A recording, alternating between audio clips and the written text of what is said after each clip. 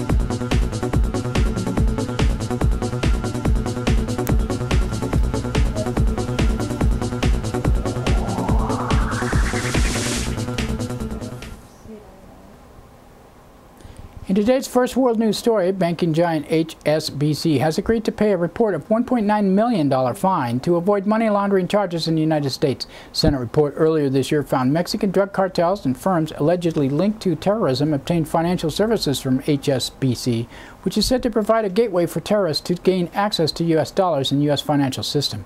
Among other allegations, the bank reportedly supplied $1 billion to a firm whose founder has ties to Al-Qaeda, and shipped billions in cash from Mexico to the United States despite warnings the money was coming from drug cartels. Because of HSBC's status as one of the world's largest banks, state and federal officials reportedly agreed to seek to fine over concerns that criminal charges would have hurt the global financial system. New York Times reports the HSBC settlement reinforces questions over whether certain financial institutions have grown so large and so interconnected and are too big to indict. The HSBC settlement is expected to be formally unveiled soon. Another British bank, Standard Chartered, meanwhile, has agreed to pay $327 million fine federal and New York state prosecutors to settle allegations of hiding hundreds of billions of dollars in transactions linked to Iran, Sudan, and other U.S. blacklisted countries. Regulators say Standard Chartered flouted the U.S. economic sanctions and hid tens of thousands of transactions over nearly a decade, generating hundreds of millions of dollars in fees. Standard Chartered paid a separate $340 million fine to New York banking authorities earlier this year.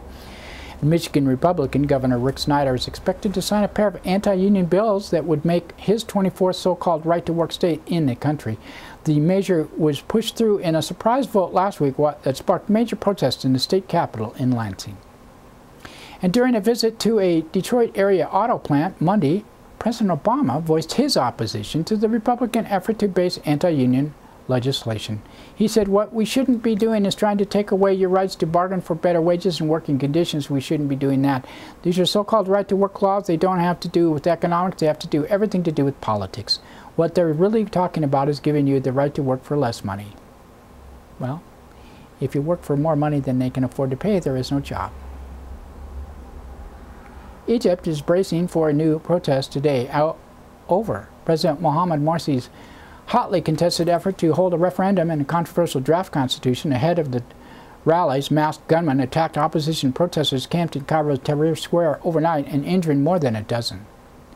And Prime Minister of Mali has resigned following his arrest by soldiers who backed a military coup earlier this year. Prime Minister Chik Modibo Dara took over an interim government in April after a military coup the previous month. Dara has been accused of pursuing a personal agenda while Mali grapples with a crisis in the north where Islamic fighters have claimed vast tracts of territory. And I'm sorry if I'm wrecking his name, but Dara is good enough for me. Death toll from last week's massive typhoon in southern Philippines continues to grow by the day, topping 715 people with hundreds more missing. Typhoon Bopa was the most southerly typhoon ever recorded in the Western Pacific, the strongest to hit the Philippines this year. More than 115,000 homes were destroyed and a number of communities completely wiped out. Leaders of the European Union accepted the Nobel Peace Prize in Norway on Monday with a call for continued unity in the long aftermath of two previous world wars. In their joint acceptance address, President of the European Council, Herman Van Rompuy, stressed the need for European integration, while European Commission President José Manuel Barroso urged the continent's involvement in seeking global peace, including in Syria. He said, "It will also be the next generation for this common adventure. Further, I hope that they will seize this responsibility with pride." He said, "As a community of nations that has overcome war and fought totalitarianism, we will always stand by those who are in pursuit of peace and human dignity. And let me say that from here today, the current situation in Syria is a stain on the world's conscience, and the international community has a moral duty to address it." Norwegian peace organizations and opponents of the European Union protested the award, citing the 27-nation bloc's role in the global arms trade, austerity measures, and foreign wars. Colorado has enacted its new law allowing recreational use of marijuana 1 month ahead of schedule. On Monday, Governor John Hickenlooper signed the executive order legalizing marijuana's recreational use following its approval by state voters in a ballot measure last month. Colorado follows Washington State, which enacted similar laws on Thursday. Well, makes a lot of sense. It's a plant. President Obama is under criticism for agreeing to accept corporate funding for his second-term inauguration next month.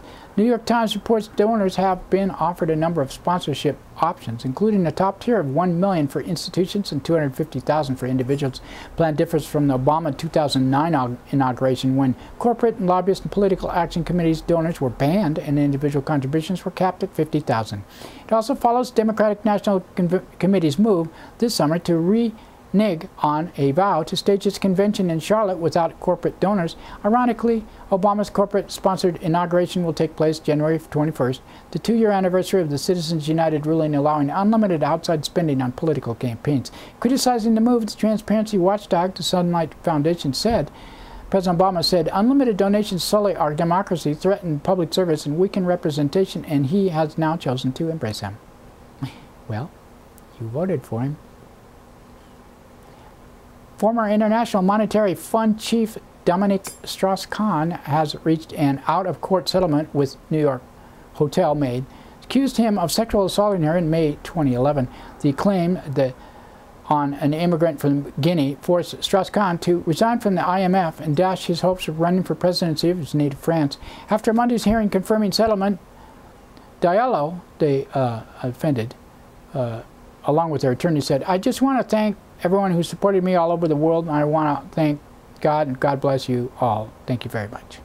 Kenneth Thompson said, her attorney, "Ms. Diallo is a strong and courageous woman, has never lost faith in our system of justice. With this resolution, she can now move on with her life, and we thank everyone for their support and prayers."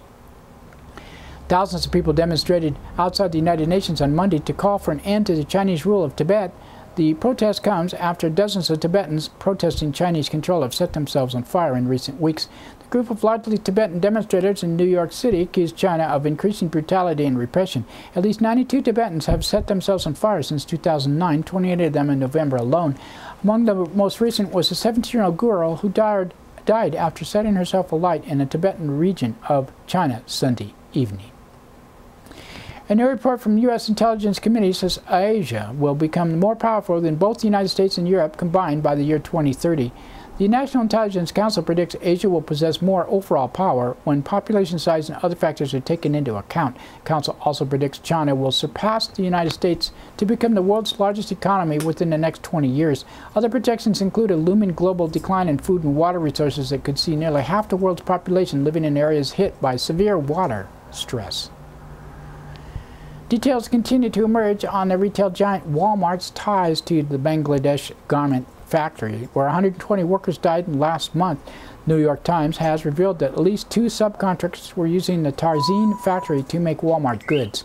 When the fire occurred, Walmart has claimed it cut ties to the loan company that had used the factory before the fire, but documents recovered in the fire remains to show the factory was billed one of the 2 Walmart subcontractors on November 24th, the very day of the fire. Previously recovered documents have shown that 5 of the factory's 14 production lines were devoted to making Walmart apparel. 2 people involved in the worker safety oversight in Bangladesh have also revealed that Walmart played a key role in blocking the improvement of electrical and fire safety in Bangladesh factories during the 2011 meeting. And that's it for World News Today. Another thanks to one of our underwriters who supports your only visual video news media in Nevada County. That's right, it's us. You should give it a try.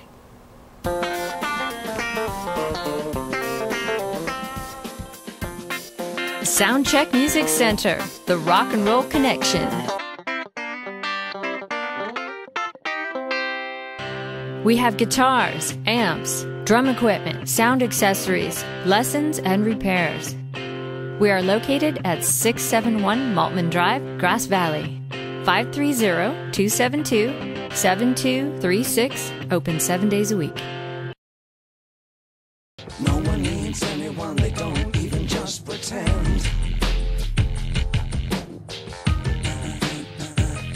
John is an American. I'm afraid of Americans. I'm afraid of the world. I'm afraid I can't help it. I'm afraid I can't.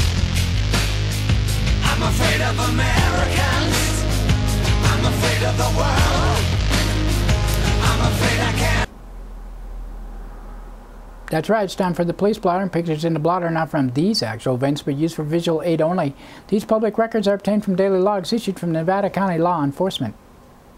Grass Valley Police Department on Friday, 12:23 p.m. a report was taken business 100 block of East Main Street of a former employee who was throwing items around and damaging property. At 3:54 p.m. a woman from 100 block of Arden Court reported a woman harassed her and threw garbage in her yard. At 4:14 p.m. a report was taken 100 block of West McKnight Way of having shoplifter in custody who was cited and released. At 6:09 p.m. a report was taken 300 block of Vistamont Drive requesting a juvenile be cited for marijuana. The suspect was admonished. At 7:27 p.m. a woman from 400 block of Brighton Street reported finding a heat-seeking device like what the military uses. Nothing was located. At 7:26 p.m. multiple callers from Whiting and Leduc Street reported gunshots. Nothing was located. At 8:20 p.m. a report was taken 100 block of Neal Street of motorcycle doing donuts. Saturday, 1:09 a.m. report was taken 100 block of Glastonway of a theft of checks from an unlocked vehicle. At 4:24 a.m. a report was taken 600 block of South Auburn Street of a man trying to get into rooms, then urinating on the side of the building, then trying to get into the office. He was arrested on suspicion of being drunk in public. 4:40 a.m. a report was taken business 100 block of Sutton Way of a theft by a woman. At 9:59 a.m. a report was taken 100 block of Glastonway of metal hold patient left in a hospital gown. She was returned to the emergency room. 11:30 a.m. it was reported she walked away again. She could not be located. 11:06 a.m. a report was taken 2800 block of Ridge Road of theft from 2 vehicles during the night. And 11:32 a.m. a report was taken 100 block of Richardson Street of theft of a Honda Civic. 1:37 p.m. several callers from Highway 20 and Idaho Maryland Road reported a wrong-way driver who could not be located. At 3:31 p.m. a report of Mill Street of motorcyclists getting drunk and rowdy. 3:32 p.m. a report was taken 100 block of Woodcrest Road of theft of Christmas wreath from a door and attempted theft of a snowman. Bah humbug. 3:59 p.m. a report of East Maine, 2 women possibly dealing pills. And 4:56 p.m. a report was taken 400 block of West Main Street of a man in a yard yelling. Caller from a church reported a man in the street screaming. 5:30 p.m. a report was taken 100 block of West McKnight Way of a shoplifter in custody who was cited.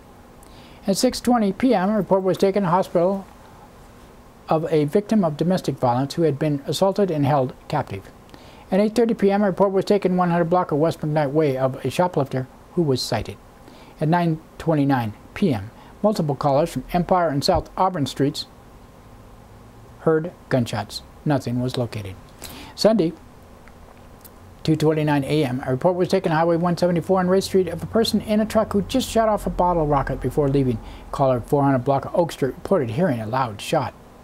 5:40 a.m. a woman from 200 block of Georgetown Drive reported being held against her will. A man grabbed the phone from her when she called 911. He was leaving.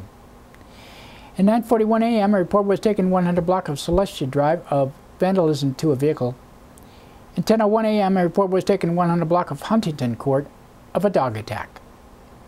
At 11:31 a.m. a report of Freeman Lane of a 2-year-old who was not in a car seat in a vehicle. It could not be located.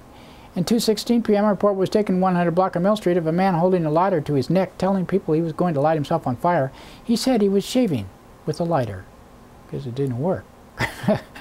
4:57 p.m. a report of 200 block of Maiden Lane of residential burglary. And 5:07 p.m. a report of Nevada City Highway and a man and a woman in a vehicle fighting. They could not be located. And 7:06 p.m. a report from 200 block of West Main Street of an assault. And Monday, 3:37 a.m. a report was taken 200 block of Mallard Drive of a residential burglary. Didn't think I'd forget her, do you? And that's it for the blotter today. Now another thanks to one of our underwriters who supports your only visual video news media in Nevada County. That's right, it's us. GVTV News. Christopher's Old World Deli and Catering Company has brought its delicious food and service downtown Grass Valley. Like desserts? They got them. You like international style lunches? They got them. Christopher's Deli and Catering for parties, get-togethers, weddings, or whatever. Open 7 days a week.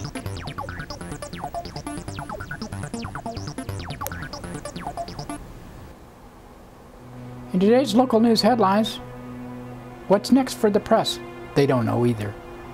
For those in blissful oblivion or simple denial, the Columbia Journalism School has issued a valuable essay describing how digital technology and empowered consumers are eroding the commercial institutions that historically supported journalism. As a backward look at how the contraction of the legacy media business was affected and will continue to impact journalism, the essay makes for worth reading. But it comes in short in terms of providing actionable recommendations for those of us who are worried about what will happen to our democracy in the absence of news organizations that adhere to the generally accepted professional standards of rigorous reporting and fair-minded presentation. C.W. Anderson, Emily Bell, Clay Shirky, who authored the essay called Post-Industrial Journalism Adapting to the Present, can be excused for not solving the problem who they pay for journalism when we don't have newspapers or other legacy news media to kick around any longer. With journalism turning to free for all, where anyone with a video camera or an iPhone can hijack the news, we are facing, if not always bravely, a new world that is utterly uncharted. And as much as we can learn a lot from history, the most valuable part of the essay, free here, is its exploration of why nearly all the immensely powerful and stunningly profitable legacy media companies failed to appreciate and respond to the changes in the media landscape wrought by the internet and the myriad publishing platforms and formats that it has spawned. In a word, the reason the traditional media institutions are faltering, they are faltering and will continue to falter, is inertia. The companies now sagging under the digital onslaught were organized in an era when their printing presses and broadcast license gave them highly defensible and superbly profitable advantages over any would-be competitors. These companies were, and understandably continue to be, focused on extracting the greatest possible profits from these advantages. The legacy companies had every reason to disdain and no incentive to embrace the power that digital publishing has conferred on every wired consumer to get and give news in the time, place, and fashion she wants. Rather than adapt, the legacy institutions doubled down on business models that leveraged their monopoly and near non-monopoly status to charge premium prices for advertising to the largest audiences they could assemble. This unfortunately puts the legacy media distinctly at odds with modern marketers who want to spend the least money possible on putting the right message in front of the right consumer in precisely the right place and time. Legacy media are not failing to adapt to want to of money, says the Columbia Trio in the essays published last week. The presence of institutional process is a bigger obstacle to change than the absence of money, they concluded. The conundrum isn't surprising. The entire purpose of the institutional arrangement is actually to ingrain and rationalize standardized patterns of behavior. In other words, to make change hard. The challenge of change is underscored by the essay's lack of big ideas about how to transition journalism to a solid footing as legacy institutions implode. After several hundred words describing the enormity of the challenges facing the legacy media, the essay provides rather modest recommendations for editors and publishers, such as improving transparency in news gathering, upgrading content management systems, publishing data, and other raw source materials. Not that there's anything wrong with any of that. The author make a strong and repeated and welcome case that legacy media should partner with individual citizen journalism, like GVTV News, and next-generation journalistic enterprises to provide fuller and more inclusive reporting. Give up on trying to keep brand imprimatur while hollowing out product, the authors wisely advise. As luck would have it, Jan Schaefer of the J-Lab at American University of Maryland published immediately after the release of the Columbia Report an excellent must-read study of the successes and the failures of 9 projects that legacy media companies attempted to partner with various nascent journalist ventures in their markets. Funded 3 years ago, $500,000 from Knight Foundation, the J-Lab effort produced 5 wins, 2 hits, and 2 losses, said Schaefer, who ran the program. The successful projects, which included a local news network put together by Seattle Times, are inspiring. By far the most creative idea was Pipeline, a collaboration orchestrated by the Pittsburgh Post-Gazette to pull together community source information relating to the hydraulic fracturing oil boom in the region. One of the fails was a local network attempting by the Asheville, North Carolina, Citizens Times, which faltered, said Schaefer, amid considerable upheaval in its Gannett newsroom. Commenting on the fluid nature of even the successful networks, Schaefer observed that partners come and they go. Some divorce the networks, some die in the emerging news ecosystem, and is still quite fragile. Indeed, only 2 of the projects still have identical partners they launched with. The path forward for journalism, she concluded constructively, is iterative, but the Columbia team also a bit more blunt. There is no solution to the present crisis.